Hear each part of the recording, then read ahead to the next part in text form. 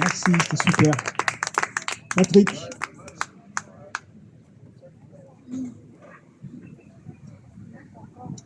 Bonsoir à tous. Alors, ravi d'avoir été invité par Jean-Louis à cette première d'initiative politique. Je vais vous lire quelques poèmes écrits en route lors d'un voyage en Irlande à pied, en itinérance et en solo. Quelques poèmes parmi une trentaine que j'ai écrits qui forment un recueil qui est à ce jour inédit. Le premier, c'est Stairway to Heaven. Je suis dans le parc national de Killarney, dans le sud-ouest de l'Irlande. Je grimpe à travers une forêt et quelques marches transforment le sentier. Ce sont quelques marches qui, à tâtons vers l'aurore, s'acheminent étrangement au ciel invisible et laiteux. Elles guident les colombes et trois anges balsamiques.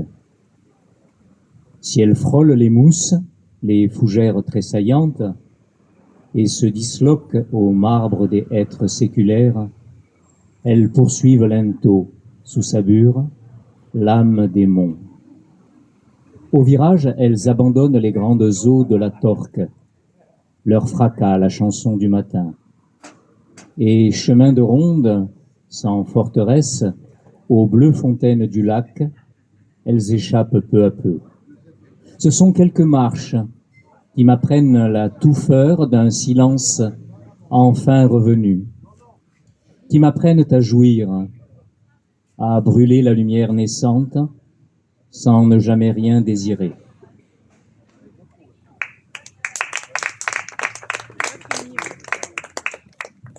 Pierre dressé, l'histoire d'un menhir sur une prairie en pente et au bas, une petite rivière qui coule. Sous mes yeux s'ouvrit la large vallée de l'Iné, drap de femme étendu, sorti d'une blanche nue, le frais toucher de l'eau engage des futures noces. Mirage cursif plein de soie, d'une très lente éternité, la pierre dressée argue, flâne sur les pentes et jure n'avoir rien trahi des chimères diluviennes. Déjà luisent les crachats que le vent de mer arrache au sommet de la vague. Ils rafraîchissent rouge ma dernière déchirure avant que je ne m'y noie. Véranda de stuc rose, heure des hirondelles, rayons oubliés du soleil, sous mes yeux s'ouvrit la large vallée de l'Ini, qui des champs fit bleu.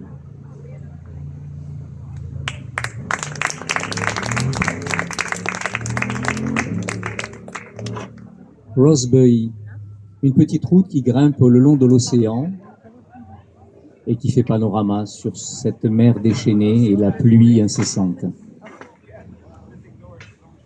Ces femmes me font signe, muettes se poussant du coude, me disent dans leur langue tant et cent rugueuses années, depuis la première fleur disparue sous les mers. Je les regarde au travers de ma mémoire mouillée, courant derrière l'enfant que je fus au premier temps. Je les regarde, j'agrippe l'air, mais que disent-elles? Toutes blanches d'écume qui frappent sans fatigue la péninsule et ses genoux, cheveux et chignons défaits, silences hurlés et têtus, toutes blanches d'écume.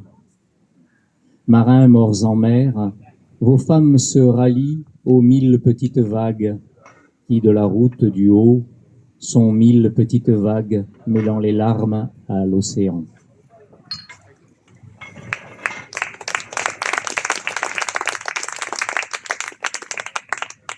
Le petit pas des fourmis, un chemin boueux au pied d'une montagne, toujours la pluie, une ferme abandonnée en ruine, un carreau où derrière se trouve une vierge et un brin de houx. Le printemps faisait grâce à Dieu sur le patient chemin des labeurs, un brin de houx, Sainte Vierge, portant le bonheur du petit jour. Les oiseaux du matin chantaient le désir céleste d'une fanfare. Quelques vanités plus tard, les flammes de l'aurore tuent, et le vent doré des ailes hâlées, le blanc écaille ses refuges, la chaleur de l'âtre s'évade et meurt balancée au vent. Les restes agités de ferveur tournent le dos aux rôdeurs, quelque part entre l'océan figé et la brume tragique de la lande, les lambeaux d'une ferme se répandent au ruisseau. Témoin du temps qui soupire, j'arrête mon pas tout au bas de la colline de Binmore, j'attends le silence des larmes et le petit pas des fourmis qui bientôt aura tout englouti. Et un dernier. Phoenix Park, c'est ma dernière étape. Je suis à Dublin, dans un parc immense, immense comme une ville. Les herbes mangent mes foulées, au rythme lent des vagabonds. Les longues ramures du charme se délectent de mon cœur jachère, et je n'ai plus peur de mes mains qui façonnent le train des nuages. Il y a longtemps, bien longtemps, autre part, j'ai dit cela, je crois. Je promenais le sac à dos, rêvais des prochaines solitudes, dans un parc aussi grand qu'un pays troué de miracles. La sieste ronronne des heures sur l'épaisse prairie des prières.